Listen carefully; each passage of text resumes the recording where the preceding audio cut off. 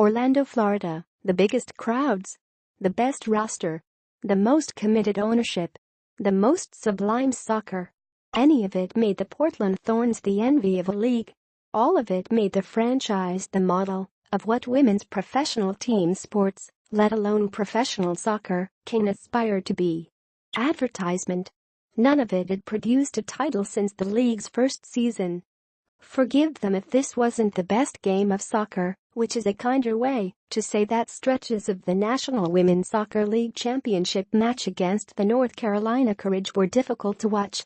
Forgive the Thorns if Saturday's showcase at Orlando City Stadium was not the equal of last year's semifinal on their home field in Portland.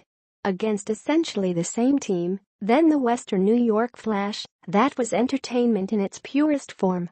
It was also a game Portland lost a year ago, with the aesthetics of end-to-end rushes not enough to stop tears from the players on the field and the more than 20,000 people in the stands.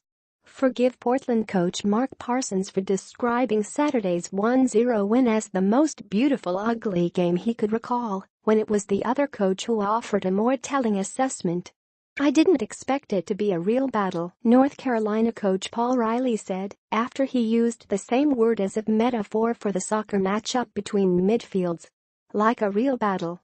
Now Portland has its second title, with the winning goal supplied by Lindsay Horan with a finish off Emily Sonnet's free kick in the 50th minute.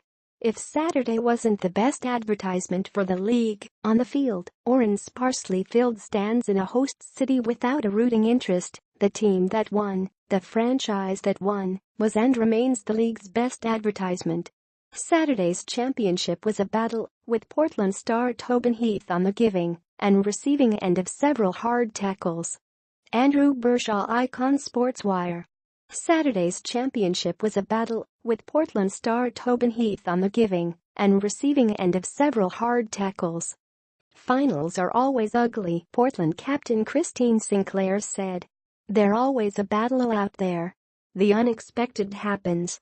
That's what makes it exciting.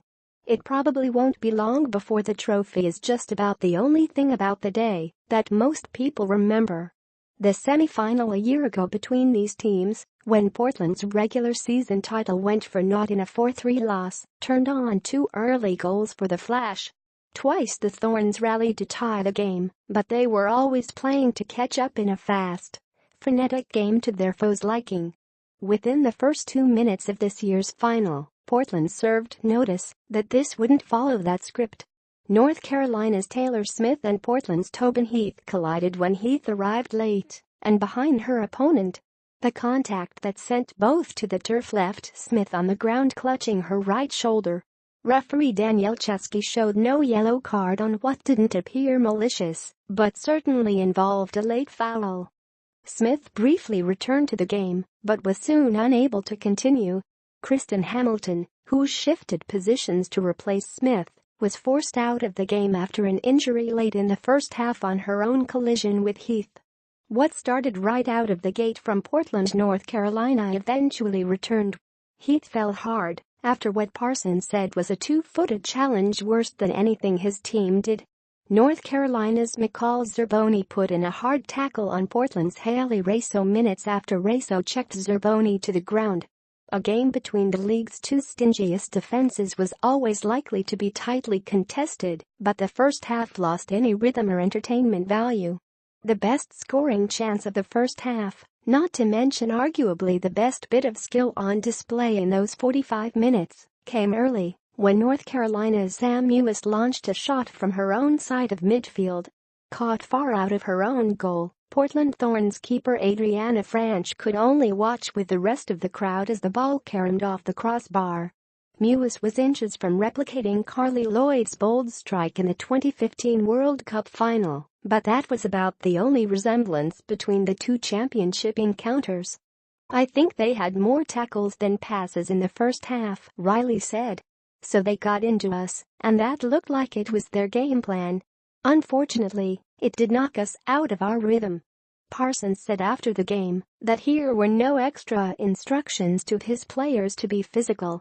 It was just the energy associated with a final and a desire to foil North Carolina's pressure.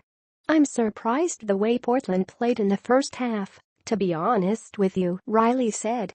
"It's not the type of team. They've got some great players. I'd rather see the players play than kick people. But they chose the latter in the first half. At least in the second half, the game started." More from ESPN.com. The Thorns are the first NWSL team to win both the Supporters' Shield and the championship in the same season.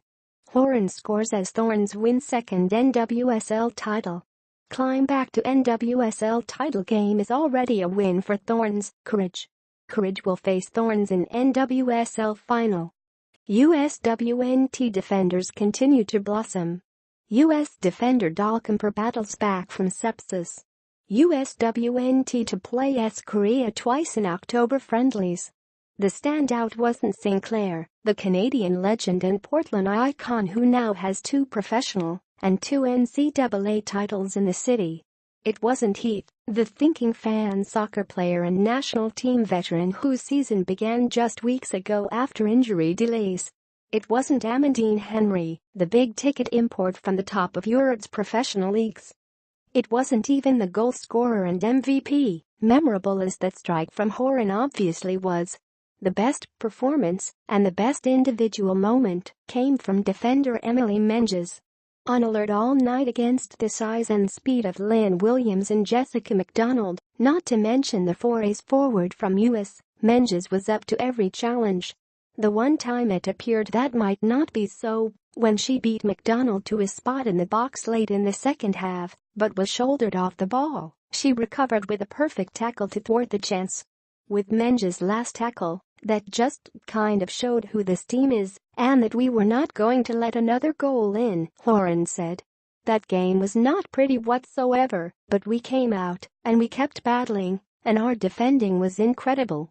She was instrumental on a day when Portland smothered the life, if not the courage, out of North Carolina. Outshot by statistics. Outplayed by Riley's estimation. But not outlasted. "At the end of the day, I can't do anything but give props to the 2 Emilys," McDonald said of Menges and Sonnet. "They handled everything well. Adriana Franch being so great in the air, she's almost impossible to score against in the air. The fact that we didn't necessarily go against their weaknesses, that was kind of the downfall." Menges was the 25th overall pick in the 2014 draft, under the watch of Riley, then the Portland coach and familiar with her going back to youth soccer. Many of the 24 players selected ahead of her were not on rosters this season, but thrown into the starting lineup as a rookie because of injury to one of those big-name talents, the since-retired and former U.S. defender Rachel Van Hulebeke. Menges held her own. Given the support available to players in Portland, given the continuity of a club with the means to not just add pricey new stars, but also keep most of a back line together for years on end, Menges thrived. Portland wouldn't be what it is without her, and might not have won on this night without her. It is probably also true that she wouldn't be who she is without Portland. It is a symbiotic bond. The support we get from the club, the city, it's a city win, everything about it, Menges said. You can tell it's a team effort. Not just our team but the city. Now the Thorns will return to a reception that promises a far better atmosphere than was available to either team Saturday night, with an announced crowd of more than 8,000, difficult to believe, given the vast swaths of empty seats. The idea of a neutral site final, in a league in which the regular season champion has yet to win the title, is one whose time has not yet come. "I'm glad that's over," Horan allowed after the game, with Parsons' daughter on her lap. It isn't necessarily a sentiment that suggests a classic night of soccer. And this was not. But for 5 years, Portland has been this league's flagship. Now it has the title to go with it.